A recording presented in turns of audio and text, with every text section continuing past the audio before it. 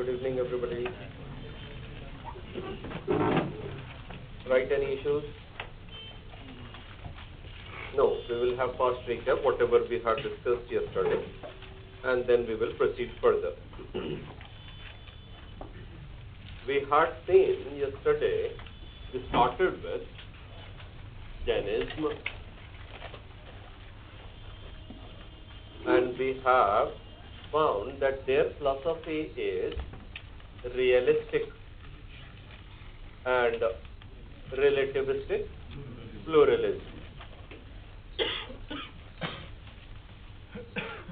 This is Jaina's philosophy. Now we will make a threadbare analysis of this line, realistic and relativistic pluralism.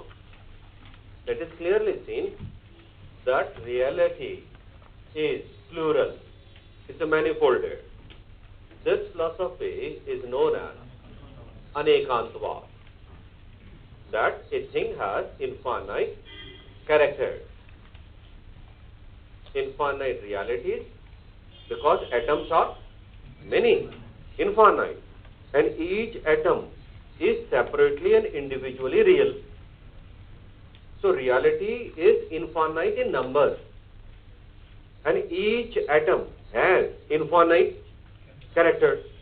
So in terms of characters as well as in terms of realities, it is anekantvad. These infinite characters were of broadly two types. These are gunas and paryas, that is attributes and moods. However, this philosophy is also relativistic. Means this is known as syadvad, that is theory of relativity of knowledge. Theory of relativity of knowledge.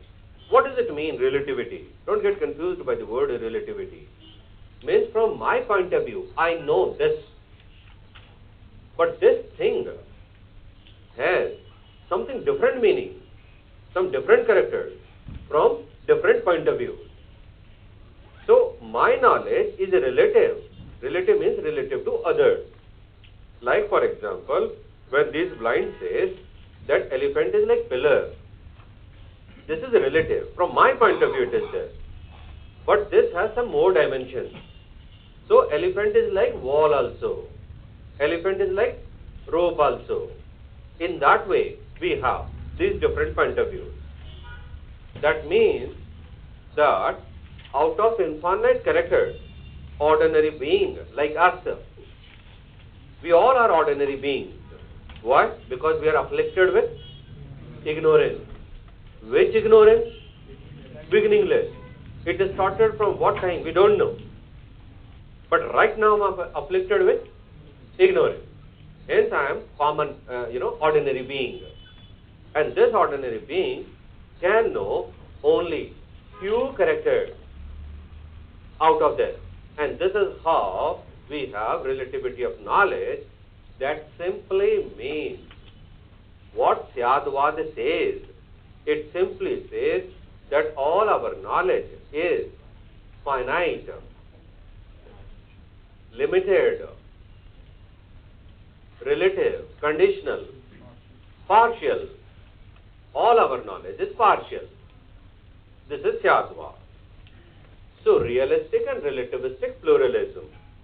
This represents metaphysical aspect of Jaina's philosophy, and this represents epistemological and logical side of Jaina's philosophy. It's a logical side. Why logical? A thing has infinite characters. If I say this, that this pen has got infinite characters, then obviously you will be asking, sir, do we know all the characters? So logically we have reached to that point now. From infinite characters, I have to tell that out of these infinite characters, either I know all the characters or I know few characters, but I can't be silent. It is very obvious question. Hence we say logical. Logical side of the art. Logical side of the art is Tyagva. This theory they explain with the help of one analogy, that is of elephant and blind.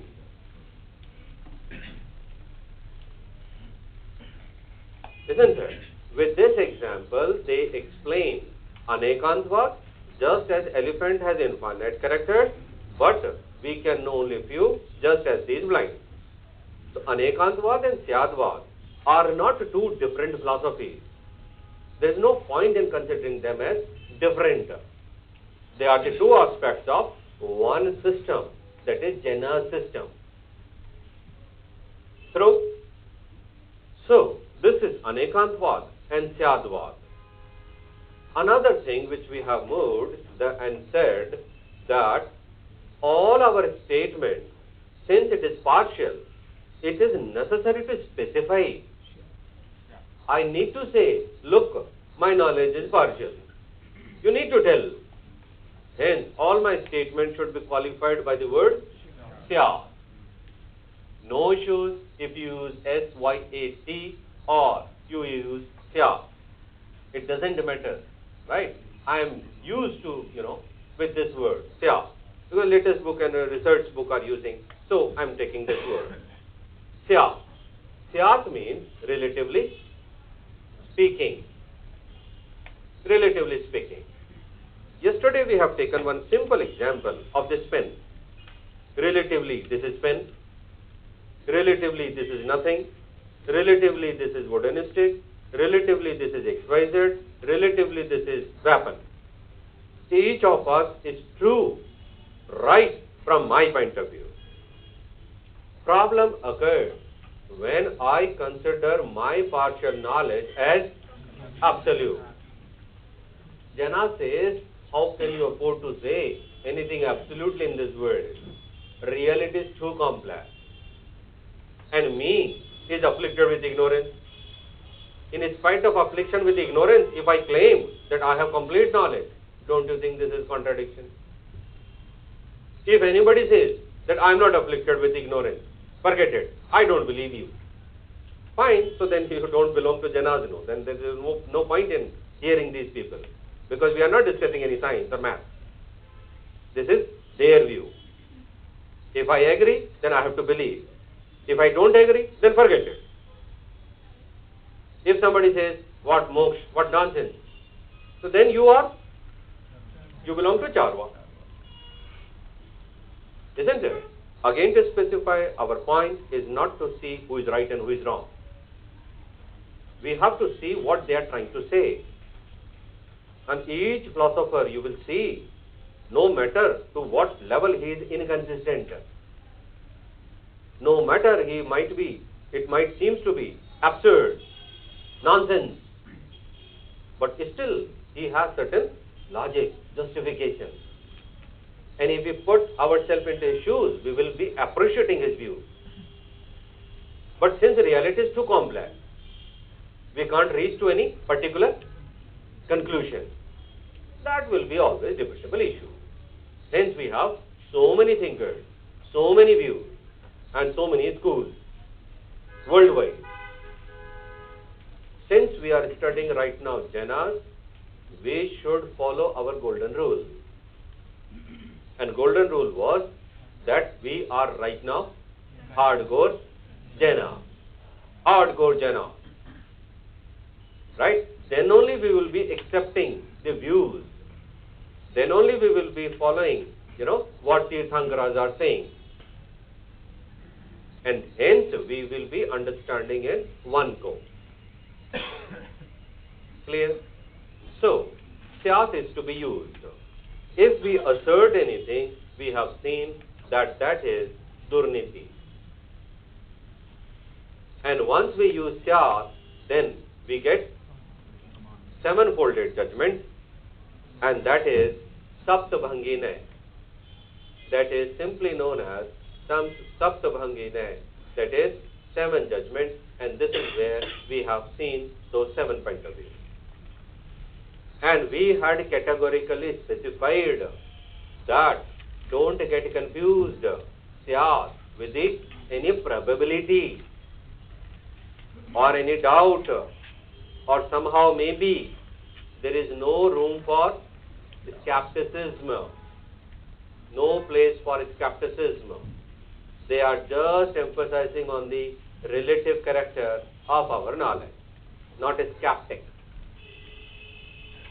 In this sevenfold judgment, fourth statement was avyaktam, indescribable. Right? Again, they have tried to tell that there are many things in this world which we cannot answer in either yes or no. ना हम yes बोल सकते हैं, ना no बोल सकते हैं. कैसे यार? What are these situations? Either a thing is real or unreal. It just can't hang in between. But this is where philosophy enters, and they try to show another form of reality. If there are situations in our life where we become silent, I can't say. Right? Like for example, a slight deviation that is required here to explain this, and we will take up this aspect in later school more comprehensively. Look, somebody is going in the evening, right? And on the road, rope is lying. Evening, and rope is lying. Rope is lying in such a way that I perceive it as snake. Since it is evening, half light, half darkness. Fine. So, that half darkness will act as a ignorance. And I perceive rope as snake. I am perceiving rope as a snake. For me, right now, this is snake. Whatever will be my reaction, that will be with respect to snake only. I might run away. I might become standstill. I am, shivering with fear. I will try to kill it. Whatever reaction, reaction would be only with respect to snake. True? Now, see. Is it real? Is this phenomena real? You have to answer in yes or no. Is it real phenomena? Huh? You all are philosophers then, huh? So, is it real? No. Because ultimately who is real? Rope is real. Then is it unreal? No. Then why you are because scared? Then why you are trying to run away? Then why you are trying to kill it? I don't expect right answer. Is it unreal? Forget about this justification. You just put yourself into that. You are in that situation. The snake is in front of me. And now you are, is it unreal? Or I am shivering with, that fear. Kaap raha hu main? And you are saying, is it unreal? Oh, no, it is not unreal. From my point of view, it is real. Yes, I am asking from your point of view only. It is real. Huh? It is real. From my point of view, it is real. I am talking right now unreal. I will again come back to unreal. that. Is it unreal? No. No. Is it real? Now I'll ask. Is it real? No. It's real. Yes. From my point of view. Ultimately, who is real? No. So it is neither real nor unreal. Just hold on. Just try to understand. This is a very usual phenomenon. I'll give you another example. No issues. Fine. This is known as illusion in fact, and which has been also described as indescribable. I can't describe it. Avyaktam. Because it is neither real nor unreal. Because I am afflicted with ignorance. And when ignorance goes away, when somebody throws a torch on that, then I will know that it is rope. But before that, but a snake is unreal. It is just a common phenomena. Have you seen mirage water? Yes. But if I am not aware of, that your scientific, that theory, total internal reflection. So I'll see water, but is there. But I am fighting with you. And you say, Arey, no, this is that, a total internal reflection and, this and that. And I say, what total internal reflection? I am seeing water.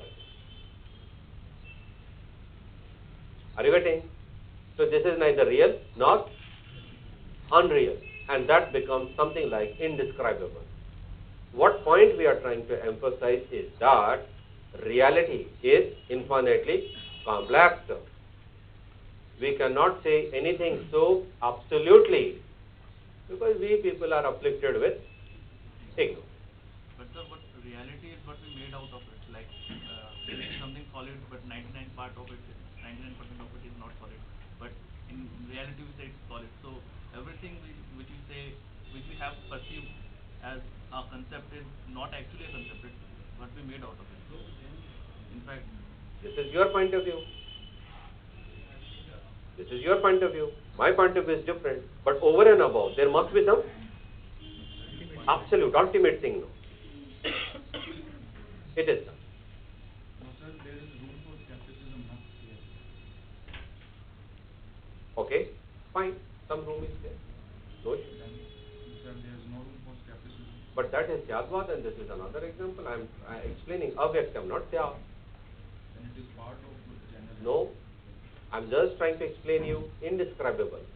That is not part of Jainism. I am trying to explain only this aspect.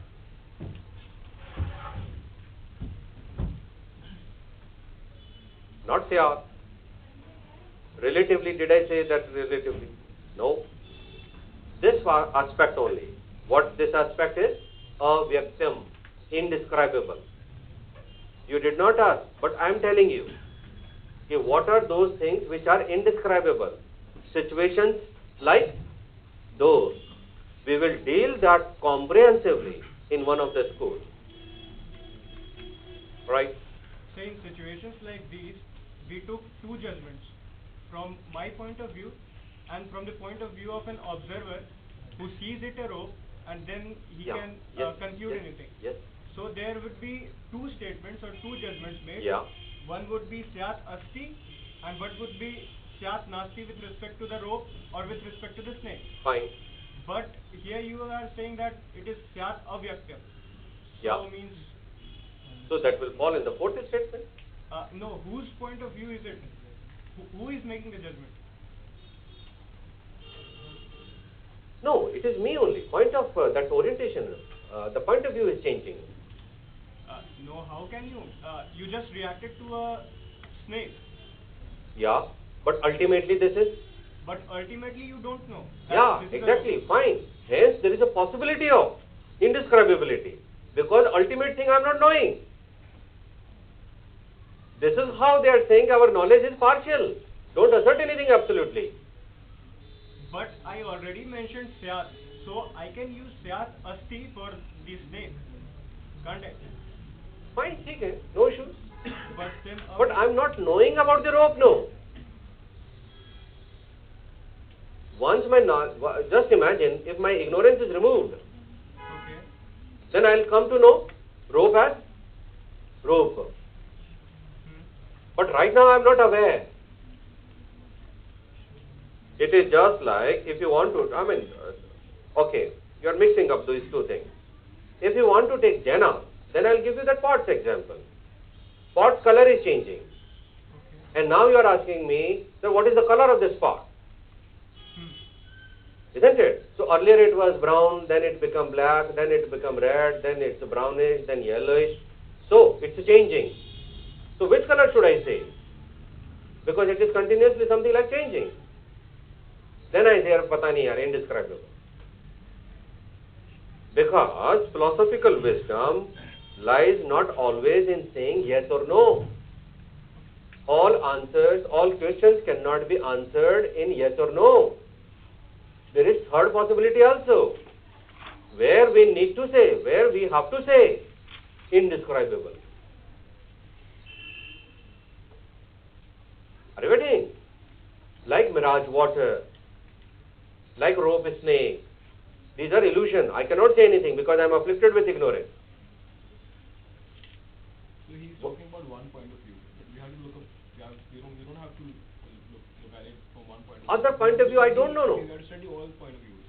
Basically, we're looking at holistically, not from one point of view.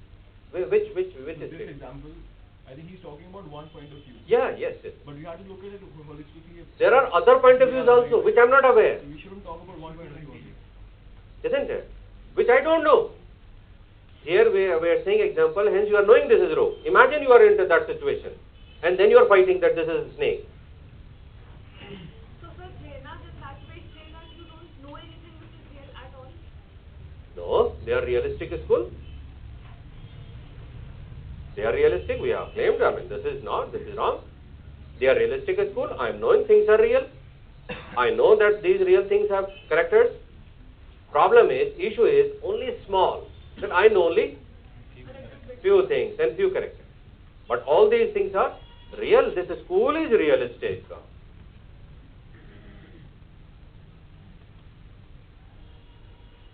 why are we trying to look at from two different time frames? Ultimately, it is not real. Presently, it is real. Yes, this is how we are trapped into that. I can't help it. This is how we are trapped. This is how we are trapped, no. I am scared of this thing. But I need to tell that ultimately, when you throw just torch on that, then your fear will go away. Then you will come to know rope as rope. So that ultimate point of view have to be told. And in that appropriate time we will see I am using this R as capital and U as capital. So it has some meaning. I don't want to get into the detail because it's a different concept. I just want to explain only this. Avyaktam, indescribable.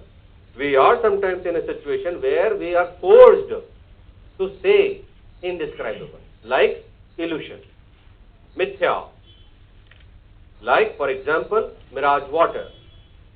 We see, but actually it is not there. Actually, isn't it? Rope is snake. We see a snake, but actually it is not there. But we are trapped into that because of ignorance. This is how we are trapped. And this is where all our knowledge is this way. In this situation, if I assert anything absolutely, of course that will be durni. We have also seen in Syadvad, that is justification. Then what is the justification of my knowledge being finite, partial? And to understand that, we have taken one very good example, that is of glass. If I don't clean this glass, then dust particles stick. Now today I will discuss it very comprehensively. What does it mean? So dust particles are sticking, and these dust particles are putting hindrances to me in attaining complete knowledge. That transparency is not there, it's reduced. In the same way, these karmic particles, what are those? I'll discuss. They stick to Jeev, and the Jeev fails in attaining complete knowledge, and hence my knowledge is partial. If you want to have complete knowledge, please remove it. Which when I remove, then I regain my true status. And as the true status was my pure. It's a perfect. It's a complete. See, pure, complete, perfect, pure. Just opposite ho gaya, sir? But right now I'm like. So this is what the justification is. This is Jaina's philosophy of Syadvad, Anekantvad and Saptabhangine. All these three philosophies are interlinked. Question comes on any one, you have to mention other two. If question is asked on Saptabhangine, so start with Saptabhangine, move to Anekantvad and then move to Syadvad. If question is asked on Syadvad, start with Syadvad, move to Saptabhangine and again move to Anekantvad. If question comes on Anekantvad, start with Anekantvad, move to Syadvad, Saptabhangine and then again show Anekantvad. Is that fine? This is how Jaina's philosophy is. And this is very true, because initially in our basic concepts classes we have already discussed that we all are afflicted with ignorance. And if we are afflicted with ignorance, then our knowledge is partial. Not only Jaina, all other schools will be accepting this. When I am afflicted with ignorance, so my knowledge is obviously partial now. And hence I want to have complete, so that I can have moksha. Not only this, all schools will be saying. Yes. That means as a Jain, we should not trust our senses because they only help us perceive things. Why should not we not trust our senses? Because, like in this case, I am seeing a rope and perceiving it as a snake. Fine. So this is only one aspect, no? That is illusion, no? Illusion is because what you are perceiving. But our Okay. senses are. Okay. That's fine. That's illusion. But I am trusting my senses. That is illusion. That is error. But usually, whatever knowledge I have, I should be well aware that my knowledge is partial. I should not consider my knowledge, partial knowledge, as complete. As a Jaina, I need to understand that my knowledge is syad. Only this thing is to be remembered. So in the initial class we said that every school has some ultimate reality, some ultimate goal. Here in Jainism we are splitting everything up and we are saying that everything has infinite dimensions. Yes, hence, I'll extend that your statement. Hence, now you please tell me, is it a consistent school? It's a very conceptual, and if you remember those basic concepts, probably you can answer. Is it consistent school? Why? Because? Answer. Now let us see criticism. Let us move step by step. I hope this is clear, right? Yeah. So can you please explain again Syad Asti Nasti with another example besides the pot? Why? What is the problem in pot? So yesterday you told us that if we are talking about a pot being red and being there, then we use Syad Asti Nasti when we are saying that the pot is in the room but not red, or the pot is red but not in the room. That is, we are considering two characteristics of the same from Yes. one point Yes. of view. Yes. Then only it will be valid. Otherwise, statement will become contradictory. Now you see one by one. Issue is it consistent? Consistent system or criticism of Syadvad and Ekantvad. Some people, some philosophers criticize Jaina's theory as self-contradictory. It's a self-contradictory. Some thinkers say. Why self-contradictory? Because same thing has been described as Syat Asti Na Asti. A thing is real and non-real. This is self-contradiction. How it is possible? Isn't it? Now you tell me, is it self-contradictory? No, because two different point of view. Hence, Jainas counter this and Jainas are right. This is not valid criticism. It is countered. Correct? Some thinkers say that this is theory of probability. This is theory of probability. Right? Now you tell me, is it theory of probability? No way. They are shouting again and again. Look, this is not probable. Rather, this is relativity of knowledge.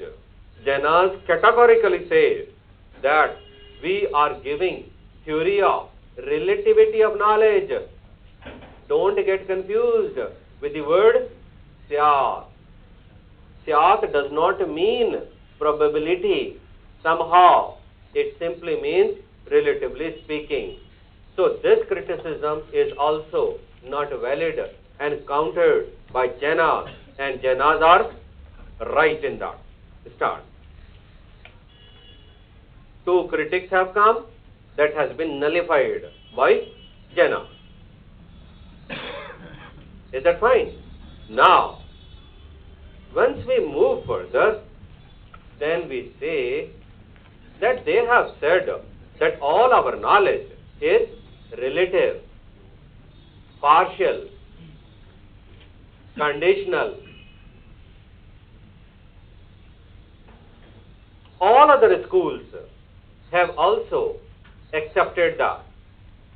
Just now we have discussed that we are afflicted with ignorance. Hence all our knowledge is partial. All other schools, we will see just after this school, some different schools, they have all accepted. All our knowledge is partial, conditional, finite. But all these schools have discussed relative character of our knowledge with respect to ultimate, with respect to some absolute. With that respect, my knowledge is partial. But here, what happens if somebody talks anything about absolute? They call it as durniti.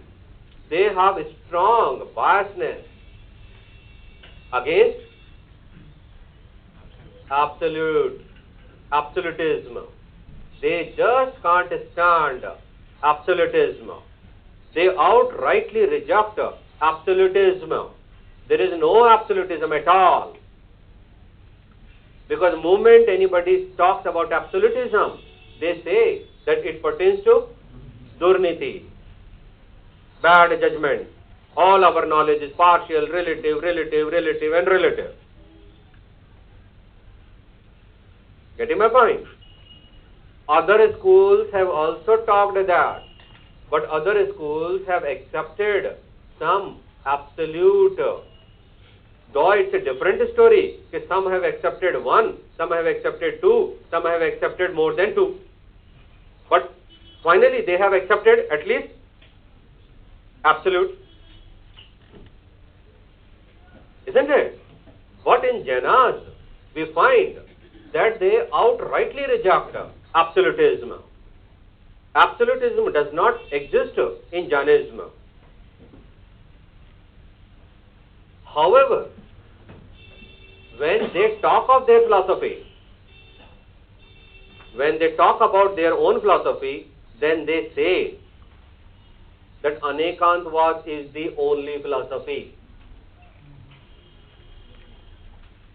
Right? What is this? It is the, once they talk their own philosophy, then they say that only Anekantvad can lead to the right knowledge, ultimate, Kevalya. Only Anekantvad is the true philosophy. This is nothing but admission of absolutism. This is nothing but half-hearted confession of absolutism. Half-hearted confession of absolutism. They make a distinction between Syadvad and once after liberation what we get? Kevalya, right? And we have what? Which Gyan? Kevalya Gyan. Don't you think this is a distinction between relative and absolute? Isn't it? So once they talk of their philosophy, then they talk in absolute terms. This is nothing but half-hearted confession and admission of absolutism. However, on the other hand, they absolutely and outrightly reject absolutism. Now you tell me, in the absence of absolute, do relative terms have meaning? Not at all, because it is the absolute that gives meaning to the relative terms. Your relativity will be hanging loose in the air if there is no absolute. My knowledge is relative, this is relative, syat, syat, syat, syat. So obviously you will be asking, syat with respect to what? They have given 7 forms of judgment. Isn't it? Syat, asti and this, all these 7. But again, these 7 relative point of views don't have any meaning until unless you talk or you synthesize these 7 point of views into some higher reality. Getting my point? It is 7 point of views which are syat, which are relative point of view. They should be logically with respect to some absolute. But this is missing in their philosophy. They emphasize a lot on the relative character of our knowledge, but they never talk about absolute. It is the absolute that gives meaning to the relative terms. Imagine a point when elephant is not there and then we are giving relative point of view. Does this have any meaning? No. And this is the biggest flaw of Jainism. Our basic concept of golden rule that day was that you have to accept ultimate reality, and that ultimate reality should be absolute, and that has to be one. But here they talk of realities. How many? Infinite realities. But these infinite realities don't have meaning until unless you reconcile